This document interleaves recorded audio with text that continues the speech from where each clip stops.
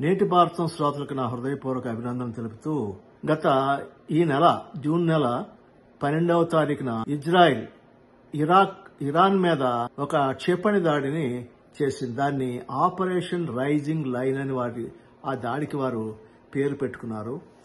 అయితే ఇరాన్లోని 100కు పైగా సైనిక అణుకేంద్రాలు ఈ మధ్య ఇరాన్ అణ్వాయుధాలలో తయారు చేయడంలో చాలా ముందంజ వేస్తుంది. అది ఇజ్రాయెల్కు నచ్చడం లేదు. అయితే అంచేతనే ముఖ్యంగా అణుస్థావరాలు ఉన్న చేట వారు దాడి చేయడం జరిగింది. ఈ దాడిలో 78 నుంచి 90 మంది హతమయ్యారని, 320 మంది నుంచి 390 మంది వరకు కూడా గాయాలయ్యాయని చెప్పి, అయితే ఇరాన్ యొక్క army commanders Mohammad Bagheri, Amir Ali హజేదాతో పాటు ఇంకొక 2 అణుశాస్త్రవేత్తలు కూడా ఈ దాడిలో చనిపోయారని తెలుస్తోంది. ఇది ఇరాన్కి చాలా పెద్ద నష్టం కలిగించని నేను చెప్పవచ్చు. ఇజ్రాయెల్ ఇరాన్ను దీర్ఘకాలంగా ఒక అణ్వస్త్ర ఆయుధాలు తయారు చేయడంలో, న్యూక్లియర్ ఆయుధాలు అభివృద్ధిలో ఉన్నటువంటి ఒక శత్రు దేశంగానే భావిస్తోంది. జూన్ 2025లో ఇజ్రాయెల్ ఇరాన్లోని నటాంజ్ యురేనియం అభివృద్ధి కేంద్రంపై దాడి చేసి అక్కడ 2 అణుశాస్త్రవేత్తలను కూడా చనిపోవడం జరిగింది.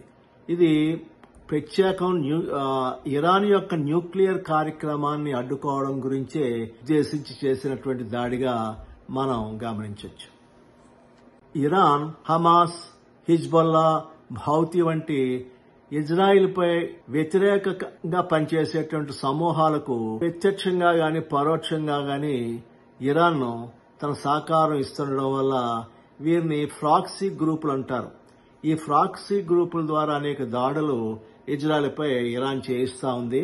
ఈ దాడులకు ప్రతీకారం తీర్చుకోవడానికే ఇజ్రాయెల్ ఇరాన్పై దాడి చేయడం జరుగుతా ఉంది. ఈ నెల జూన్లో జరిగినటువంటి ఇజ్రాయెల్ ఇరాన్పై చేసినటువంటి దాడిలో అనేక మిస్సైల్ తయారీ కేంద్రాలు, తర్వాత ఎయిర్ డిఫెన్స్ సిస్టమ్ల మీద వారు దాడి చేయడం జరిగింది.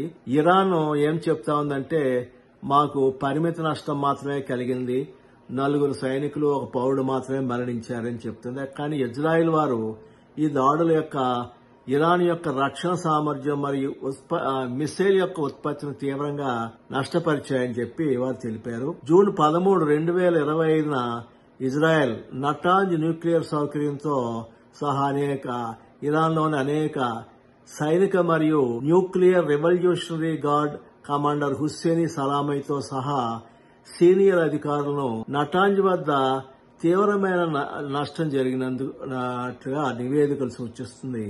అయితే రేడియేషన్ లీక్ ఏమీ లేదని చెప్పి ఇరాన్ వారు తెలిపారు. ఇజ్రాయెల్ యొక్క చేసిన దాడిలో ఇరాన్ యొక్క S-300 ఎయిర్ డిఫెన్స్ సిస్టంలో నిర్వీర్యం చేశాయి మరియు బ్యాలిస్టిక్ మిసైల్స్ ఉత్పత్తి సామర్థ్యాన్ని గణనీయంగా కూడా తగ్గించాయి.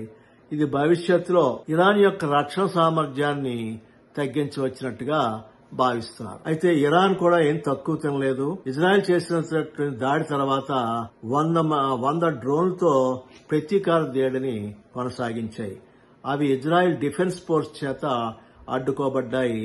అయితే ఇరానీ సుప్రీం లీడర్ కూడా ఇజ్రాయెల్కి కఠిన శిక్షను విధించాలని పేర్కొన్నారు. ఈ దాడులకు ప్రతిస్పందనగా అమెరికా మాత్రం ఇజ్రాయెల్ తమ స్వీయ రక్షణ కొరకే ఈ దాడులు చేశాయని చెప్పి, అంతకు మించి తమకేమీ తెలియదని చెప్పి పేర్కొన్నారు. తర్వాత అమెరికా ఇరాక్లోని దౌత్య సిబ్బందిని కూడా ఖాళీ చేయించడం ద్వారా సంఘర్షణలోకి లాగబడే అవకాశానికి సిద్దం అవుతున్నట్లుగా తెలుస్తుంది. అయితే 3వ ప్రపంచ యుద్ధం వస్తుందా అని అంటే రాకపోవచ్చునని చెప్పి యుద్ధ నిపుణులు చెబుతున్నారు. ఈ వీడియో మీకు నచ్చినట్లయితే డొనాల్డ్ ట్రంప్ ఇరాన్ న్యూక్లియర్ కార్యక్రమంపై దౌత్యపరమైన ఒప్పందం కుదరకపోతే ఇజ్రాయెల్ దాడులను అడ్డుకోలేము